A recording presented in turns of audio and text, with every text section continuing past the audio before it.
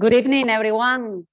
Welcome to TAP Series, Talks on Architecture and Beyond. It's a pleasure once again to have you joining us on this 2021 TAP journey called The Making of Architecture and the Notion of Time. Today, we kick off the first talk of this new fourth and last quarter of the year with the theme Life and Afterlife. Every month, the TAP Series features makers and thinkers of what surrounds us, the women and men of architecture in Singapore and around the Southeast Asia region. And it's Cosentino's hope that through these sharing sessions, we can learn from one another, spark creativity and inspiration in finding solutions for more environmental friendly spaces, not just for the future, but starting today. Today, TAP Series Talks is special. It's special because we are excited that it's including the ongoing ArchiFest calendar of events. It's an honor to be a sponsor of ArchiFest and one more year celebrate architecture with the community that TAP Series is dedicated to, the architects and designers who are shaping our built environment and guiding us toward a better, sustainable future. So thank you so much to all ArchiFest team and Ransban, the director of the festival, who was also a TAP Series speaker in 2019, sharing an interesting essay. And also thank you to Singapore Institute of Architects, which will also be rewarding with CPD points to all who have registered for today's talks. And well, all you know very well Cosentino and how we support, sponsor, and partners hundreds of actions, initiatives around the world that help to innovate in the architecture and design world. We collaborate with architects, designers to launch collections twice a year, offering to the market high quality, beautiful, long-lasting, and functional products that are also environmental friendly, because as a company, sustainable development is an essential cornerstone, and protect the environment is one of our most important commitments in our whole value chain. So, said all of this, and without further ado, I take the floor, as always, to Jan, our curator, and enjoy the session of ArchiFest. Thank you. Thank you very much, Maria. It's always a pleasure to be here in our cozy setting for the TAP series. It is the last quarter of the year, which is quite amazing, and with so many things that have happened all along the year. But let's look towards the future. Let's move forward. And once again, such as what Maria said, I would like to thank you, ArchiFest and the Singapore Institute of Architects, for having us today as part of the Architecture Festival celebrating our built environment. So just a bit of a recap on the TAP series for this year, for 2021, we are celebrating architecture, the making of architecture. And so all along the year, we received amazing architects, the master builder of our built environment, and sharing with us their stories, how they fabricate, how they practice their architecture, their passion on a daily basis. And that has been inspiring for so many people who attended all of the talks. So we talk about the different stages of architecture, from concept design, the design development, and today when we say life and afterlife, it is actually to celebrate the life in the building. Because once we are done with our design, once it is built, then people start to live inside. So that's quite an amazing moment and a very exciting moment. And for this, we have the great honor to welcome a company, a team today that have been very much inspiring for so many people. When I arrived in Singapore 13 years ago, those three letters, RTQ, what was that standing for? And I was browsing through and understanding and discovering the immense work that they are doing. And so it is, again, very inspiring to see the journey that they've been through and the consistency and the humility in the way that they have been working. So today it is RT plus Q Architect, so founded in 2003 by René Tan and Mr. TK Kwek. And so since its founding, the practice has been exploring architecture as interdisciplinary craft that combine both the elusive beauty of art and the rigors of building technology. And so they've been like experimenting so many different elements of architecture, from individual houses, residential towers, commercial and industrial complexes, and so on. And today we will be looking at the smaller scale.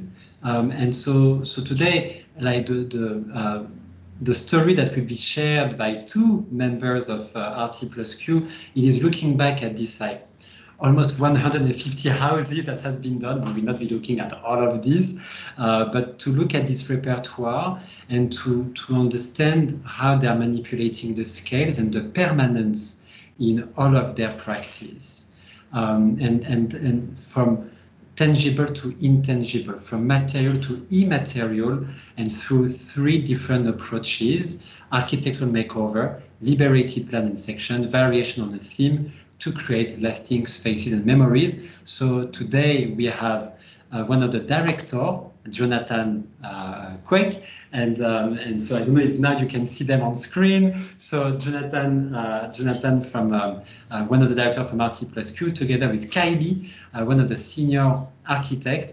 And so I wish I could be physically with you to welcome you on stage and to say, and now with a round of applause, let's welcome Jonathan and Kylie. Thank you. Thank you very much, Jan.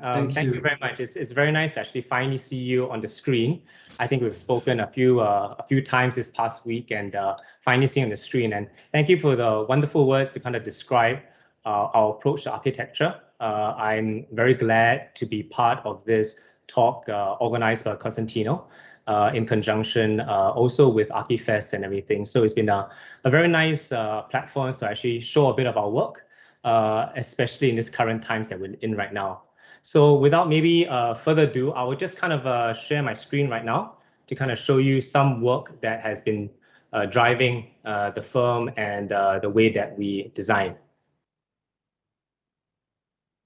Yeah, I think Jan had mentioned that we are RT+Q architects from Singapore. We are a firm of about 15 people, and RT being Mr. Rene Tan right here, and Mr. Quack, Mr. TK Quack over here. And Jan had mentioned before this, we are a firm about for the last 18 years. And out of 18 years, I've been part of the firm for about 15 years. And Kylie? About 10 or 11. 10 or 11 years already. So we're quite a diverse group of young and enthusiastic architects.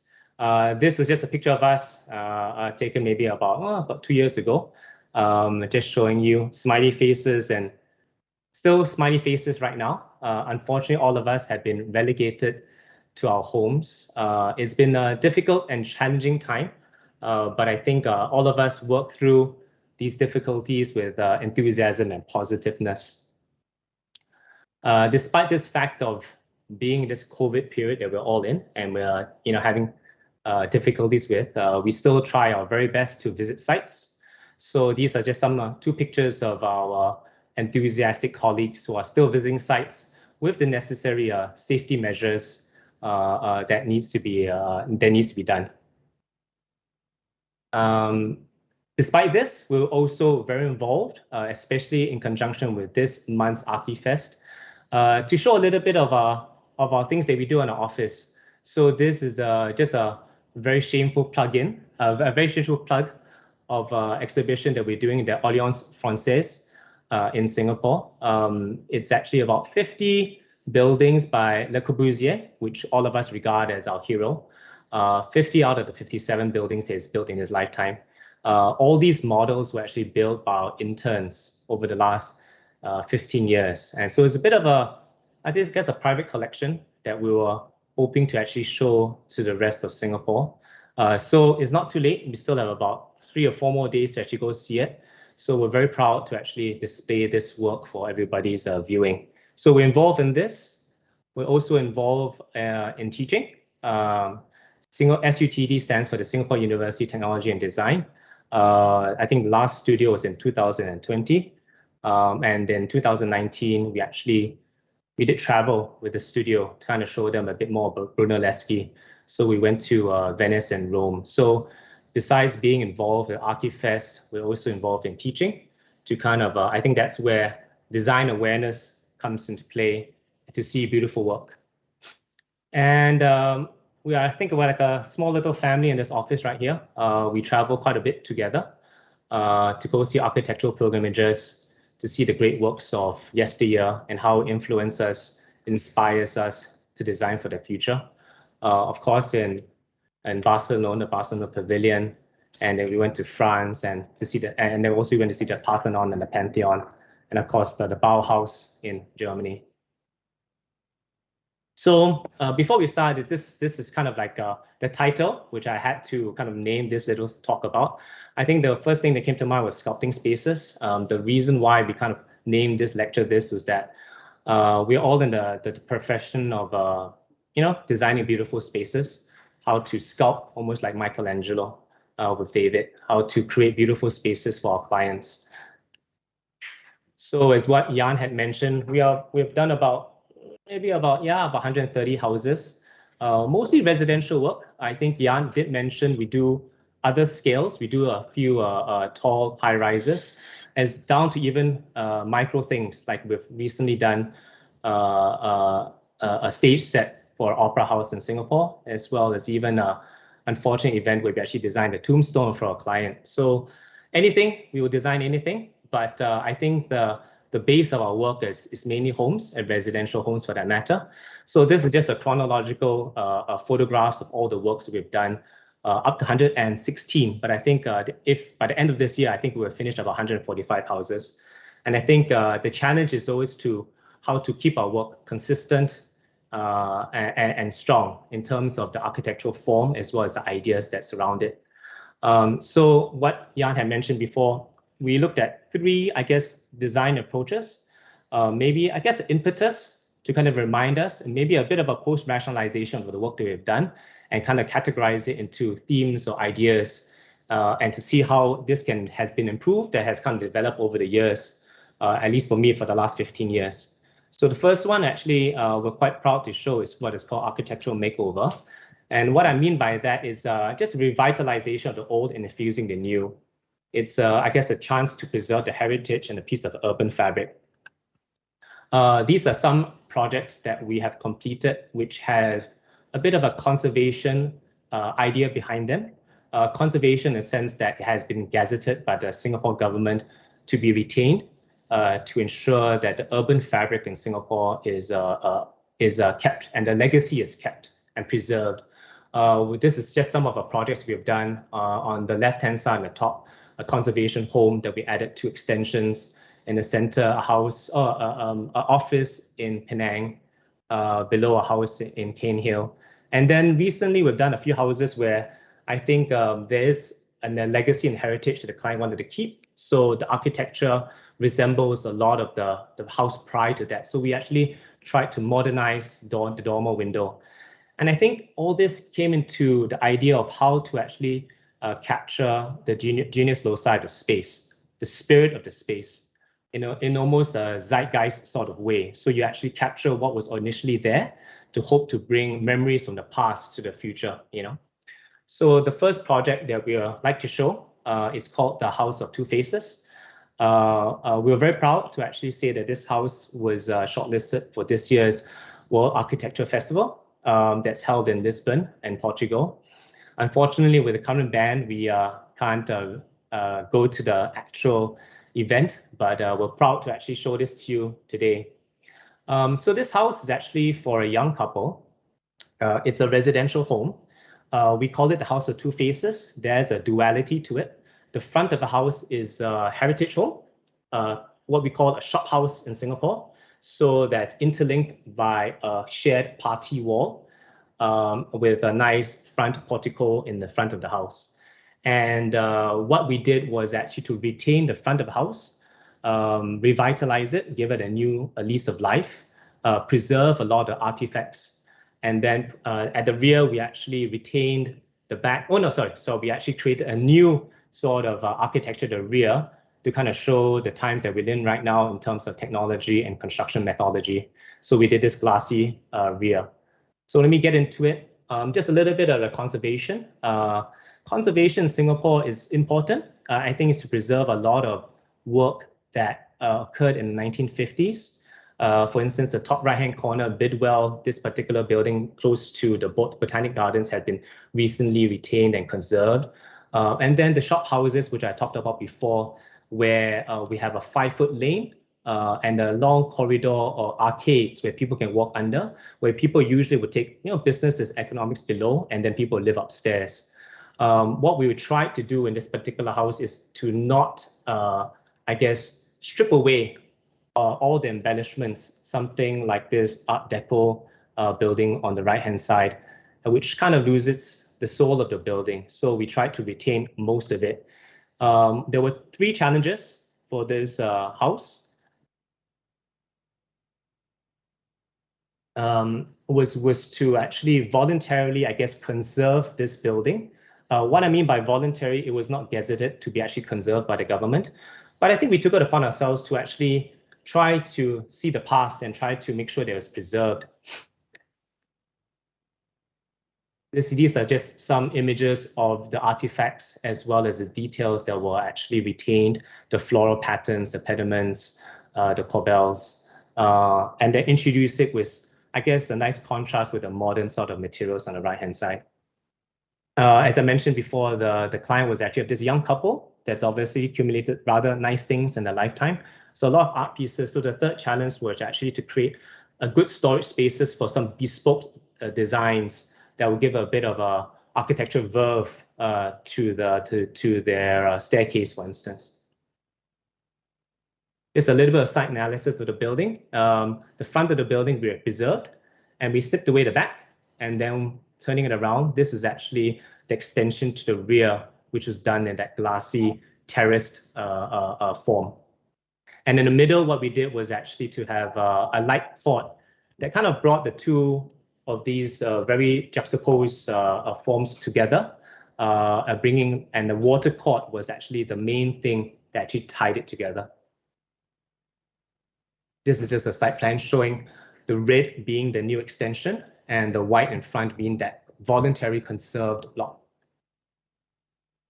And this is just photographs of the rear where we wanted to do something a bit more interesting. We tried to do a back frame glass with fitted sort of patterns on it to a bit of a privacy. And then not to forget the back lane. I think that was kind of the idea. A lot of these shop houses, the back lane is usually quite not thought through or neglected. And I think the idea was to really show the back lane and to show the beauty of the architecture. Hence the idea of the house of two faces. The front of the house and how it's been conserved, and the rear of the house, how it embraces the back lane. This is just a plan of the house. We can kind of develop and deploy kind of an open concept. I think I won't go through the plans, but I think the main thing over here was really interesting was we tried our very best to put the master bathroom in front in a bit of a counterintuitive sort of approach to architecture, which we can talk about why counterintuition. But putting the master bathroom at the front of the building kind of gave a nice separation from the master bedroom to the very busy street in the front of the building. And also create a sense of arrival by doing this bridge across. So there was a bit of drama when you first walked in the house with this bridge that brought you from the master bedroom to the master bathroom. And the pink actually represents where the glassy new extension would be. And the water court in center is what really anchors everything. So light, sound, air, ventilation really ventilated through the space. And I think that was kind of the idea that really ties the two buildings together, having this water court and most of a reflective pond. This section kind of encapsulates that whole idea, which was to have this sort of modern extension to the rear and preserving the front of the house, and gives you an idea of how each of rooms are actually placed. And we actually did this huge 7-meter long table for entertainment that spills out into the open concept living room. And in Singapore, we do have sometimes like a nanny's room or a helper's room, and we place it on top, which is rather unusual. Rather than take away the important real estate, on the ground floor, we kept it entirely open, and we put the helper's room on the top floor. And we terraced the block in a way that it kind of broke the form of the building and create also a different kind of shape to the building, and as contrast to the conservation building in front. Some views of the building within when you first come in. Looking back at the front door and that very exposed steel bridge to the master bathroom. So it's just almost a very clear distinction between the old and new. And I think the very even highlighting with some paint also added to that some modernity or how it's different from the original house. This is looking up at a double volume space. And another view. I think one thing we are quite, as I mentioned, quite a site-driven office. And I think one of the ideas was actually expose the structure of how this building, how this bridge was actually constructed. So this was kind of a site-driven approach to how to make decisions, how to design. So I think the design almost never ends. When you go to the site, you see something that could be improved, and you see something that can be actually beautiful that it is. We kind of left it in its raw state and made it into a bit of an idea of feature. This is a view from the master bedroom looking back at the master bathroom. Before and after photographs, which are always good to kind of show you that counterintuitive idea of putting the master bathroom in front next to the main road. And the rear, where it was before, a rather neglected, and that terracing effect, this glass modern block at the rear. Yeah, this is the courtyard right in the center between the old and new. You can kind of see the different ways it was constructed using the timber roller shutters, timber shutters versus the glass back frame sort of aesthetic that we achieved. And I think the narrowness of the building, a lot of people actually gone to the house and said, why was it so narrow? I think due to, I guess, space constraints, we needed to be very tight because we wanted a bit more real estate, a bit more space. And I think even the narrowness gives a bit more tension to the architecture. So the light comes in at a little bit more of a very sharp sort of way, which added to the drama, to the space. And then where we could, another kind of a site-driven sort of approach to architecture, we actually left the party wall, the shared wall with the neighbor, exposed brick to kind of show what was the remnants of the heritage of the past. Just a shot with the water courtyard with all the sliding screens open. And then a view of the fritted glass towards the back lane. And this is the 7-meter long table, which was custom made to be done. We were inspired through our travels. This is the Villa Lante by Cardinal Gambara, or designed for Cardinal Gambara. This is one of the office trips which inspired that table, where the cardinals and all the rest of the church will actually sit around and have almost a feast where you could put your wine bottles in the middle of that water body in the center to cool it during a nice Italian summer.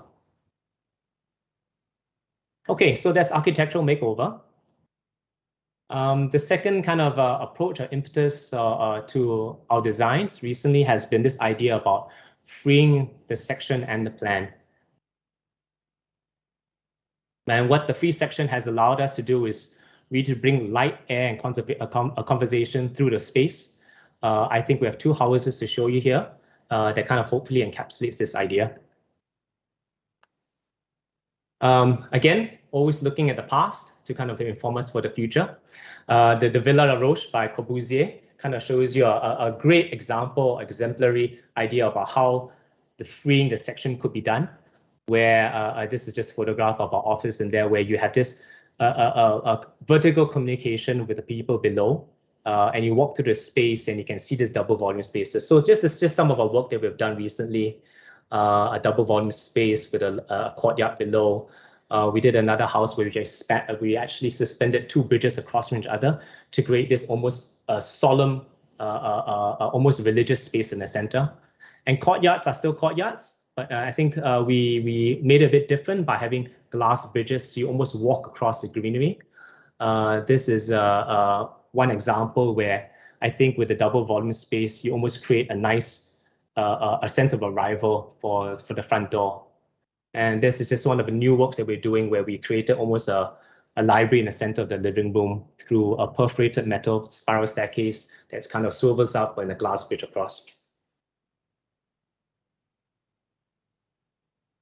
This is a stacked up house where we wanted to actually show this ideology to you. It was a house where we tried to define the floors a little bit more by having these rather pure forms stacked above each other. Almost like Jenga blocks, we kind of stacked above each other to create a bit of drama to the spaces and distinctly separate the floors. On the top, by doing these stacked up boxes, there was the opportunity to actually do a roof garden on above. And we played with the varied textures and materials on this gable end wall. And then the front, we did some screens, kind of this pivoting idea about sun shading and privacy. It's a very narrow plot. But the main idea here was to create this a free intersection, which is almost this triple volume space with a spiral staircase that actually corkscrewed its way up. And by doing this triple volume space, what we could actually do was to create airflow where the vertical rooms, where the rooms actually interacted with each other. You know, it kind of meanders through the space, this spiral staircase, and the floors actually look upon each other, where you have these spaces where you could talk to each other, and also infuse kind of airflow to the space. Yeah, we have protruding platforms throughout the space, and you know, having art away from you in this double volume space created interesting ideas. The free section and liberating, and we talked about the airflow. Some more views of the space. And we actually have another video, rather me talking for the next 10 minutes. We have a bit of a video to actually show you for the second house. So now I'll actually turn it to the team to actually show this.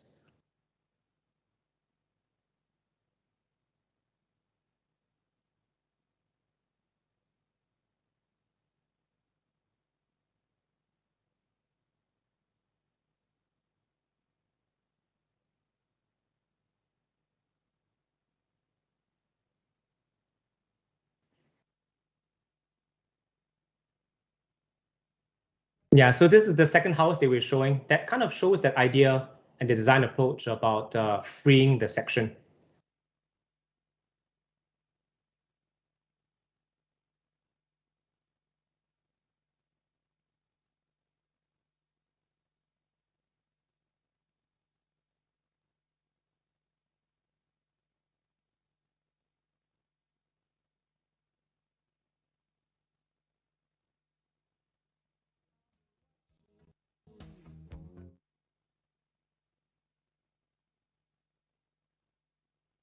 Yeah, this idea about actually this vertical connectivity is very important, especially in hot and humid Singapore, where it's essentially summer year-round.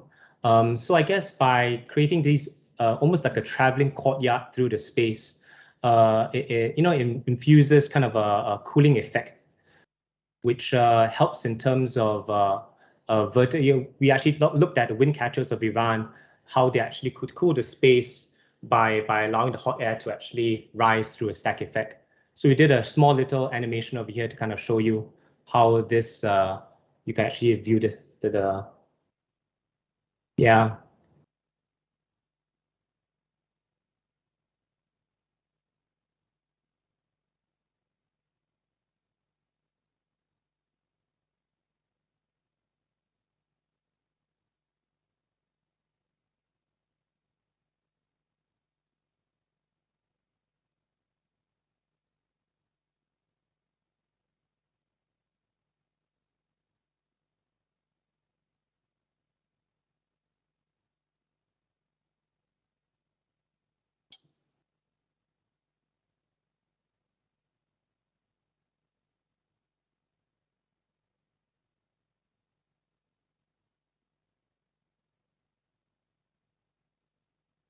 And because this house actually has a shared party wall, the traveling courtyard actually brings light and air through that center part of the house, which sunlight couldn't get to. So, and then we also developed some lookout windows to give a little bit of interest that you can look down into the double volume room.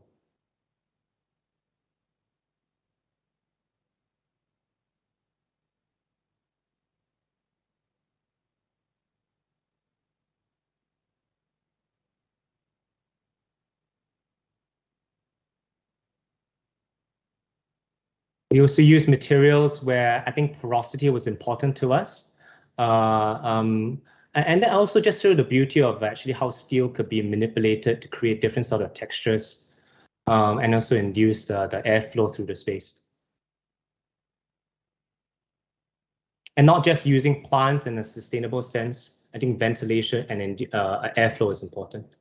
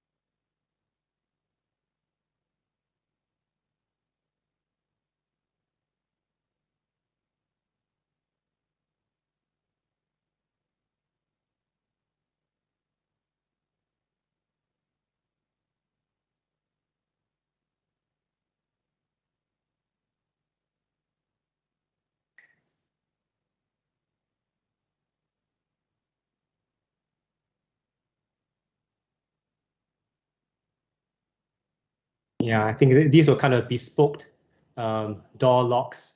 I think detail and craft is an important aspect to our design aesthetic and approach.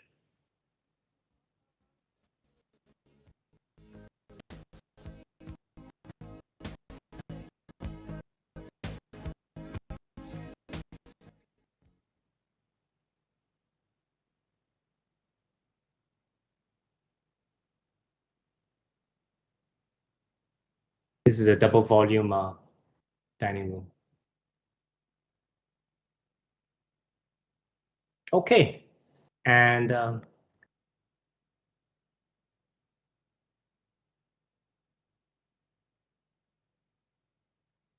is the Windcatcher House, affectionately named.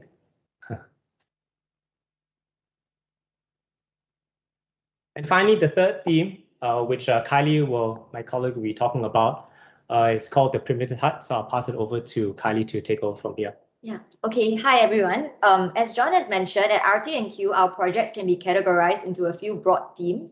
One of them that keeps coming back is a form and language that was inspired by the concept of the primitive hut by Marc-Antoine Logier in the 18th century in an essay on architecture. So in the primitive hut, Logier explores the relationship between humans and the natural environment, and the conclusion was that the ideal architectural form should embody what is natural and intrinsic. So basically, the challenge for us is how can we reduce architecture into the bare essentials and key elements. So this has been quite relevant for us because in a similar vein, we are constantly exploring how to create architecture that can appeal to a broad spectrum of taste. Developers have come to us asking for projects that are beautiful and easy to sell and would appeal to a wide range of people. And basically, private clients have come to us to just ask for something simple and beautiful. So for us, this really comes down to the bare essentials, which is a non-stylistic frame and the enclosure with a large overhanging roof, which responds to the local climate. For people who are tuning in from outside of Singapore, just to let you know, the local climate here in Singapore is tropical, hot, humid, and often very rainy. Yeah, so these are some projects that we have explored over the last 17 or 18 years, exploring this idea. So with every project, we keep to this same basic principles of the primitive hut, but we do tweak it in different ways to further explore this idea. So now that will bring us to our next project that we're going to show, which is basically, which is the house with an oculus. Which is a project that we had completed early this year. I think I'll go into the video. Oh, now actually we'll show a video clip as well. Yeah.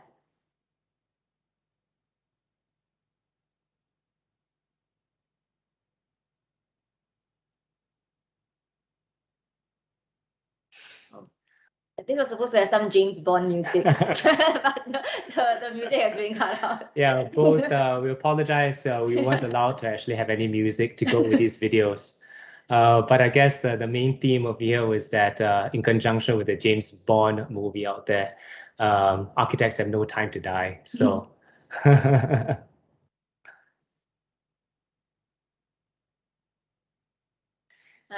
This is an aerial view of the house. Basically, it has a basement and then a two-story house. This house, the front of the site is about 12 to 14 meters lower than the rear. So it's on a very steep slope. Yeah. So this is entering from the basement.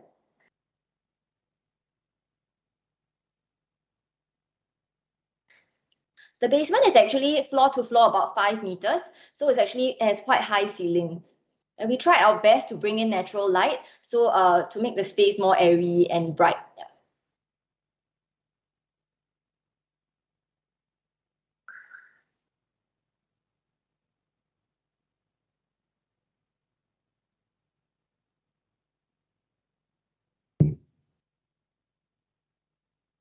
The basement space, and then looking up towards this oculus, which looks up all the way to the roof level. Yeah. So basically, this is the void space that occurs on every level. This doubles up as a space. Basically, it helps with ventilation and light, as well as for the family that has moved in. This is a kind of like a loudspeaker for them, for the parents to call their children. Yeah.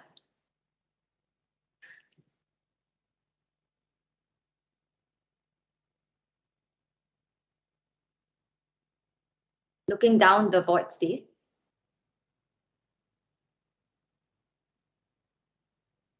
The living room. We have floor-to-ceiling glass doors with timber frames. So to keep like natural materials, timber ceiling, large overhangs. And basically, this is one of the garden spaces that we have, which is basically just open space. The dining room, also on the first story in the other block.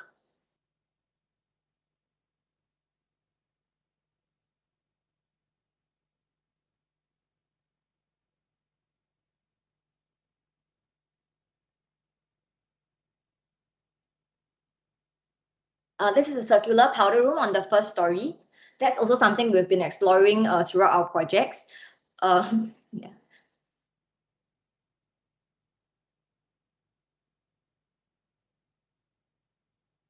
Elements.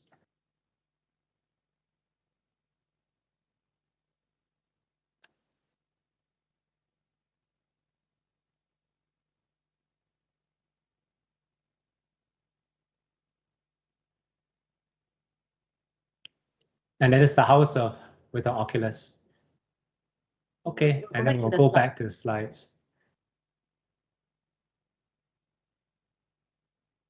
So the client's brief, the client is actually a developer that we have known for many years. So he did come to us asking for a good sized house that will appeal to a broad spectrum of taste and also take advantage of the steeply sloping terrain. So basically the house is 2 staggered blocks that's perched on a slope with greenery. Some challenges that we had. This is a sectionally challenging site. Basically, the front of the site is about 12 meters lower than the back. And there's an MRT line that was actually being constructed at the same time that the construction of our house was going on. Yeah, and as well as there are 3, because this is a tree conservation zone, so there were also existing tambusu trees at the back. Yeah, but this actually helped to form a very nice backdrop for our house at the same time. Yeah. Nesting diagram. So we started off with a slope site, and we wanted to create a basement with high ceiling, first floor with raised garden, and 2 staggered blocks with roof. Yeah. Front view of the house. This is the plan. I'll do a quick walkthrough. So we try to keep the plan as simple as possible. We try to keep things very clear, our diagram very clear. So you come in from the driveway where you saw just now on the video. On the left is the gym and the shoe cabinet. On the right is the entertainment room and the wine cellar. You go up the stairs. On the left is the living room with the guest room and study. On the right is the dining room and the kitchen and back of house. And then if you go 1 level up, the master bedroom is in front with the master suite with the wardrobe, and then basically one bedroom behind, junior master, and then 2 bedrooms behind. So actually, we really try to keep the plan quite simple. We also introduced additional skylights. The oculus that we speak of is here, right in the center, like forming an anchor for the house. But for the other areas, we also tried to create a skylight to bring in more light into the house. So this is the central oculus that we spoke about, vertically connecting all 3 stories of the house and allowing natural light to penetrate all the way from the roof skylight to the basement. We also try to carve like narrow light courts here and there because of the undulating terrain. So for example, on the first story, we tried to cut some spaces in order to let light come in, and from the basement as well, yeah, over here. For the landscape, we had 4 different types of landscaping and different experiences.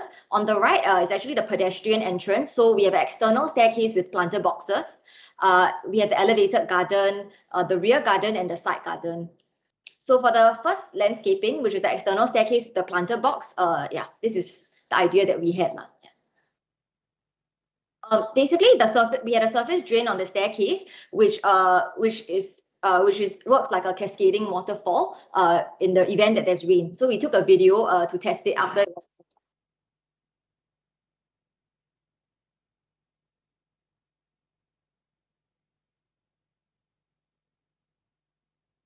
Yeah, this is the elevated garden, which we saw from the video just now. Yes, the elevated garden. The rear garden, which is the tembusu trees and a variety of plants. Entrance view, basement drop-off view, basement foyer. Yeah, looking up the oculus. Yeah, and then we also had like timber screens and timber cladding, the use of natural materials around the house, so that it really feels like a house in nature. The elevated garden, sustainable and naturally ventilated living spaces with views.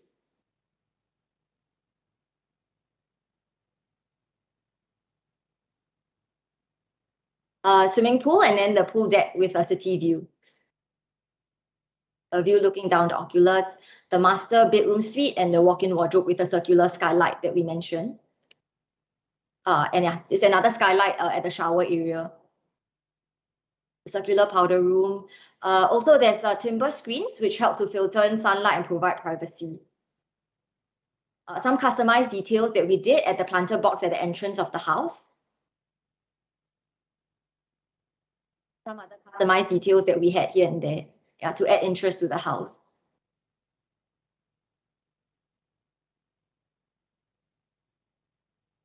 And then at the door frame, we tried to add some light below, so some of our customized details. Yeah. So. Okay. With that, thank you very much to, gosh, that was much longer than I expected it would be. But thank you very much for listening to us for those 4 houses we presented. Thank you very much, Jonathan and Kylie. I was really listening to all of what you were saying, and thank you very much for such a detailed and comprehensive presentation. Extremely contextual. We really understand where we are, what is the weather condition, what is the environment, what is the regulation as well. So thanks a lot for sharing this and to embed all of what you are doing within this context that is not necessarily known for our audience, because we have some people from overseas. Of course, I have a whole list of questions that I was writing, but if I may comment on something, because you do have a certain consistency in all of the work that you are doing, and I think it is beyond the 3 different themes that you have indicated, which is actually interconnectedness. And that is quite amazing that in each of your projects you find it. And And now I start to see the link with Le Corbusier.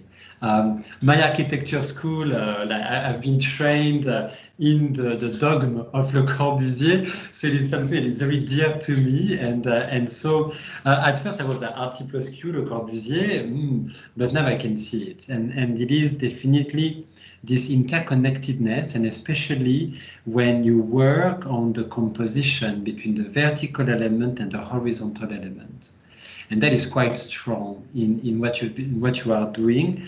And the second project that you presented on the wind catcher is quite an amazing piece, because you are taking it and you are returning it into something different from, like, you would expect a stack of boxes, but when you enter inside, you take it vertically and it is becoming this entire triple volume space. So my first question to you is that, am I right? did I analyze that well? I think it was well put. I think we've always been inspired by Corbusier. I think led by René in the office, who's really the heart of the office. I think through our travels and seeing Corbusier and actually experiencing the Villa La Roche, or even the quietness of the Ronchamp, or the serenity of La Tourette, has really inspired us to really kind of design our houses, not entirely from an aesthetic point of view, but I think from a conceptual and an idea point of view. I think we try to make a very clear sort of ideology and a concept through each of these projects. Yeah. Yes, and in this, again, with this idea of upside down and to look into the composition, for some of your projects, like you place the master bathroom in the front, or even in I think it is in the wind catcher, where you have a small box that comes out of the wall, which actually is the bathroom. Yeah. So is that idea of playfulness? There's a bit of playfulness to the architecture. I think there's an element of surprise that we like to try to do. There's an element of what you don't expect it to be there. There's what I think we talked about it a little bit of the counterintuition approach to thinking.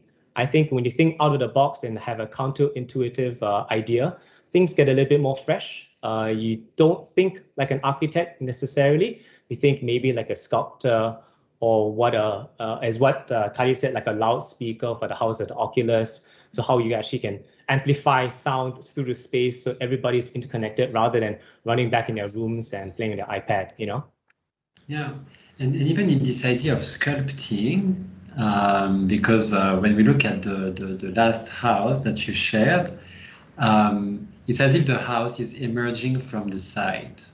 So in the different diagrams that you shared, we can understand how it has been laid. So is it something that is common in your practice? How do you start?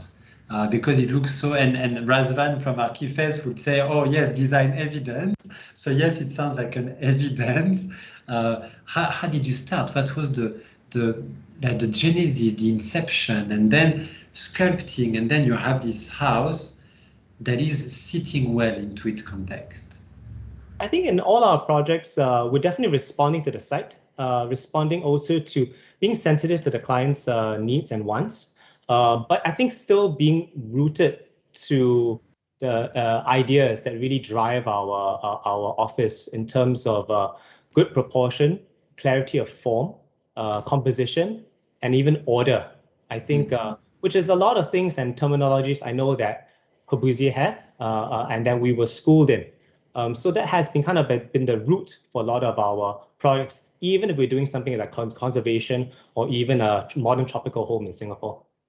I think actually our design process is quite simple, probably quite similar to everyone else. I mean, we start off with the site, we study the conditions like the topography, and then we come up with some massing. And then once the client is okay with that, I think along the way, actually even up to a construction stage, we still try to carve out interesting spaces that are site specific. Yeah. And so, okay, was it you that was working on the project? No, unfortunately, it's one of my team members, but he has already left the office. Okay. And so like, why I'm asking this question is that how is the collaborative work, because it's a big piece of architecture. So how does that work in terms of collaboration? How many people work on such project? How do you bounce ideas? Is it that the big boss is there and after you have an army of people working on it? How does that work? Actually, for each of our projects, we usually just have one main project architect, and the person works very closely with Renee, at least for the first few presentations, and then also Renee asks us to share our work with the rest of the office every day at 7 p.m. So I think everybody can share their input on the project. So everybody gets to see what each other are doing. And Renee remains actually quite involved even up to the construction stage. He visits the site with us. And then if he thinks of any good ideas, he will let the client know. And then we may actually add it along the way. Yeah, I think it also helps in terms of the language that has developed over the last 18 years for the firm. I think I'm quite happy when people actually say, oh, I just saw one of your works, and you could just tell just from the architecture. I think having a distinctive look does help, and it also makes us, feel proud of the project because it's distinctly ours in terms of the aesthetic of the project. And in that, because I start to receive questions from the audience, also please to our audience, feel free to ask questions on the live chat. Because when we see these houses and okay, do they have unlimited budget? Do they start and they do whatever they want and the client say yes to everything in an ideal utopian world?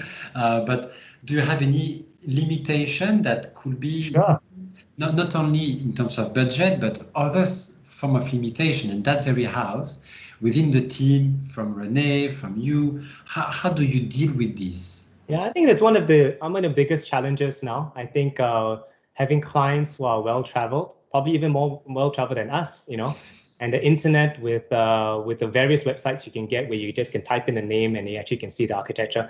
That's always been very tough. I think it's always a challenge. I think being able to present your ideas across from a very rational standpoint is an art form that we have kind of developed over the years, Kylie and I.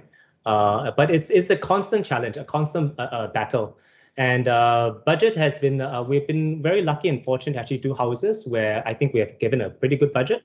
But that said, also, there are a lot of projects actually we don't. And I think good house and good architecture and good design doesn't necessarily have to mean because of a lot of money, in short. I think the spaces really trump the opulence of the design, opulence of the materials, for instance. Yeah, I think that's a good point, because although they are very large houses with, we believe, a very good budget, they don't look overly opulent, and that's something that is quite important. And yes, there is a lot of craft in the detailing, but everything seems right. It's in the right place and done in a very right way. And that leads me to my other question, is that especially the last house that is pretty breathtaking. I'm a big fan. So it is, you really feel that you are in the tropics, and that's something that is quite important for me, is that you are architect from Singapore, working in the Singapore context and in the region, and are you informed? Do you do, and you've been talking about it, airflow is important, naturally ventilated spaces, connections, light. You've been talking a lot about it. So how is it, and how do you deal with this tropical weather, and does it inform your practice? I think tropical weather is something that is on our mind all the time. Yeah, because we do want our clients, when they move in, to be happy with the house. So I think actually along the way, many decisions we make, it's all about thermal comfort. Yeah, I think so too. I think what Kylie showed the last project, I think the primitive hut is a set of ideas that has been, as you saw with the 5 or 6 or even 8 houses that we have done prior to that, it's going to be kind of a developing process of how to actually build the necessary elements or the necessary requirements for tropical living. So you need, I think, large overhanging roofs are important. I think screens where you have privacy as well as shading, obviously. And then, even the materials, as what you said, Jan, I think using materials from this region, so it has a certain distinctive style. In particular, I think it was mostly clad with teak wood, and knowing how to actually treat the teak wood and how to actually get the most out of the architecture and keep it, as what you say, a very homey feel, And in that, do you have, I would really wonder, how is it to be in this house when it rains? Were you there when it rained? Because you showed the small little waterfall, but how is it when it rains? How does that feel? I don't know. I think there's a certain sort of accomplishment and pride in the final thing. I think nothing beats actually seeing the project when it's completed and the pitter-pattering of the water through the space of that of that pedestrian walkway that we had designed. I think at this point, we also want to give a shout out to our colleague Dong Suk, who worked on the house, who unfortunately had to leave and go back to Korea. So he worked really hard on it. You might have seen him in the video just now when he was hiding in the powder room. I was the one filming. And in the different the three projects that you shared, whether it is conservation, heritage, or a more compact house, or a more expanding house, do you reckon any big challenge that you faced, and how did you deal with this? Did it become something as a big added value? A very strong challenge, because when we see, for example, the heritage house, it's almost magic. You are in an existing fabric and then you have a void. How did you do that? Was it challenging? I think also shout out to my colleague Huang Wei, who went back to school, who actually worked on the project, and I was a team leader for. I think constraints always actually give the added dimension to the project. I think having a voluntary, for the first particular house, the house of two faces, the voluntary conservation that we try to impose on it, create a very nice, interesting didactic approach to both the old and new. A duality, hence the house of two faces. I think constraints are good. I think living in Singapore, having rather strict codes into the way we build, actually create different sort of architecture we have to work around. But I will not go in this direction in talking about the authorities' requirement here, and let's focus on the architecture and the beauty of what you are doing. You've been doing so many houses and so many lives, so many families living inside, so many people living inside. Do you become friends with all of your clients? Are you invited all year long to go and have dinner? I think all in all, I think almost every one of our projects, I think the clients are still our friends. I think having a good relationship, you really delve into the inner workings, how a person lives, especially when you design homes, because you have a very strong connection with them through a good 2 or 3 years. So you get to know them quite well. Yes. I think we've been quite blessed and quite happy in the sense that most of our clients have become friends after that. And even for a particular house, actually, Kylie had completed where even the son came to work for us for a little bit. So there's always this relationship that's built. I think in all, I think we've done a pretty good job in terms of keeping friends with them.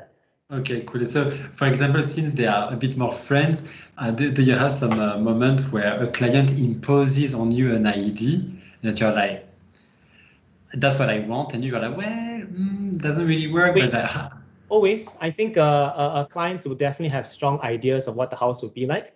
I think we take it as a challenge. I think we have a little bit of a never say die attitude to how we design and work. You take that challenge from a positive spirit and make that into really the impetus of how to design something different and new.